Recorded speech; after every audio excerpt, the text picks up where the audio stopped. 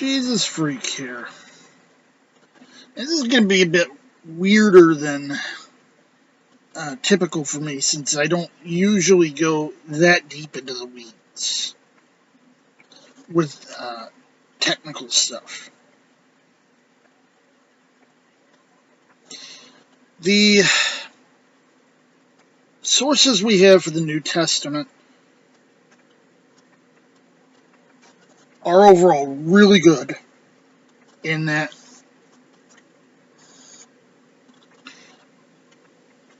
we can make a very, very good determination of what's the authentic text.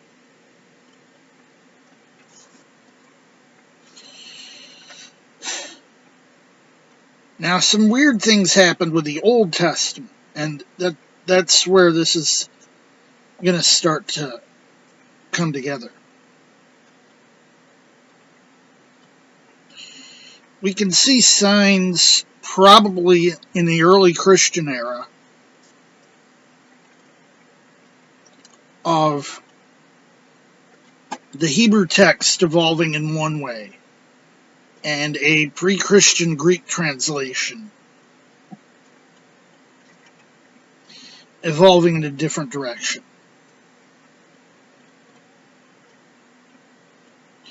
We can be pretty sure that between the time the Hebrew Bible was translated into Latin in the late 4th century and the time of the Masoretes a few centuries later, probably about the 9th to 10th century, there really wasn't that much change.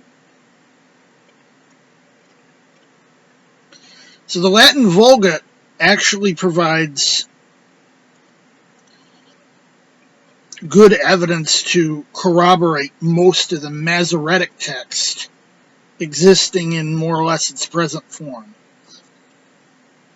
in the 4th century of the Christian era.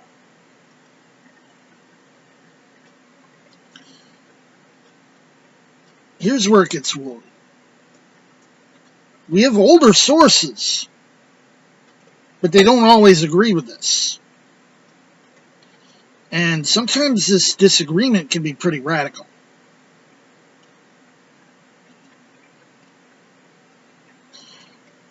Okay, so do we go with the standard source like we've been doing? Or do we try to turn back the clock? In fact, opinion on this matter has always been kind of split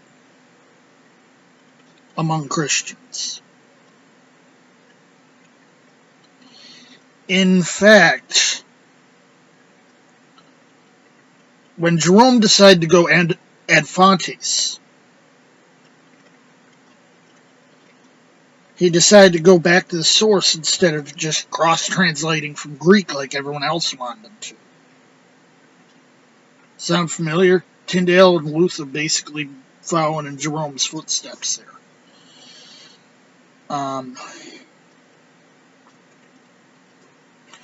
But he translated directly from Hebrew. And he was translating a very different text than what the church had for over 300 years at that point been using.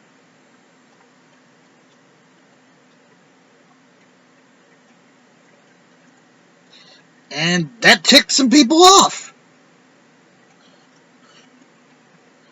Now, the interesting thing is some people go through and then, like, you know, these Greek readings make more sense than the Hebrew. The question becomes, well, which one was tampered with? Because one of them had to be tampered with. But the Greek translation is, in some places, not a very straight translation. For example, they had a tendency to try to tone down the Semitisms, tried to um,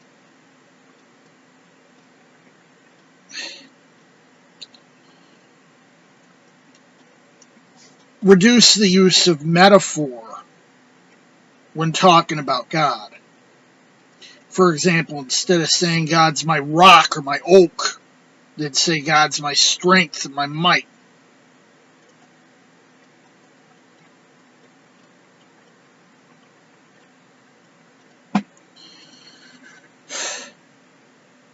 So this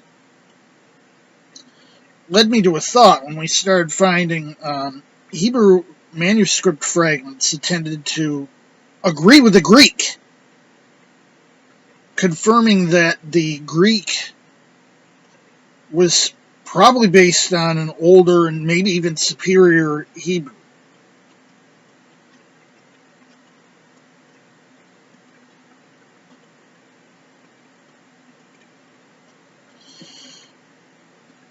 How far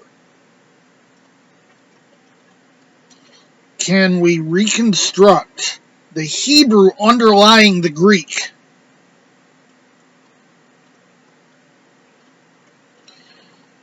such that we can have these better readings? We don't have to deal with the generational loss of going from Hebrew to Greek in some way that wasn't exactly literal, wasn't exactly accurate, and then from Greek into English or into whatever other language. I use English as an example because it's my first language, but I could say into Spanish, into French, into Japanese. Doesn't matter.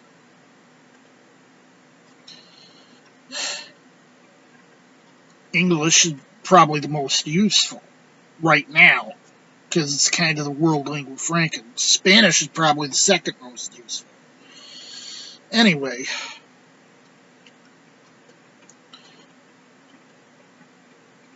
what I have been wondering, and I've actually been wondering this for years, to what extent did the textual variants reflected by the Septuagint actually exist in Hebrew?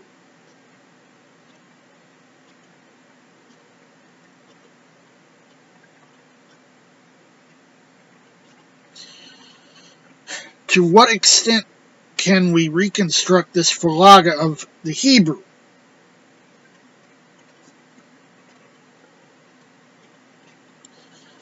of the Greek Septuagint?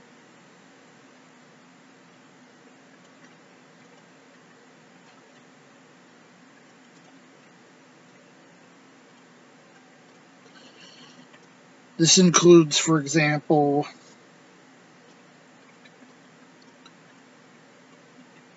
the different versions of Job and Jeremiah and Proverbs.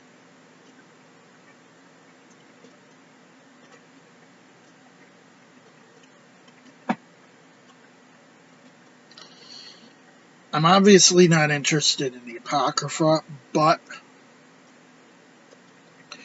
we do know that at least some of Tobit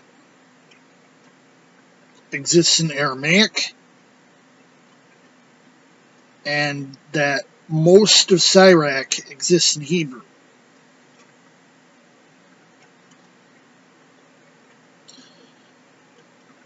It would be interesting to try to see what all we can get of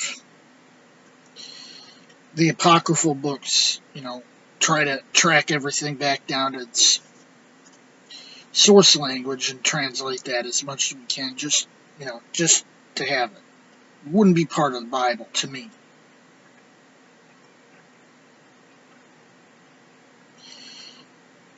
What might be up in the air, second Esdras, is that Greek or Latin? I think it's Latin.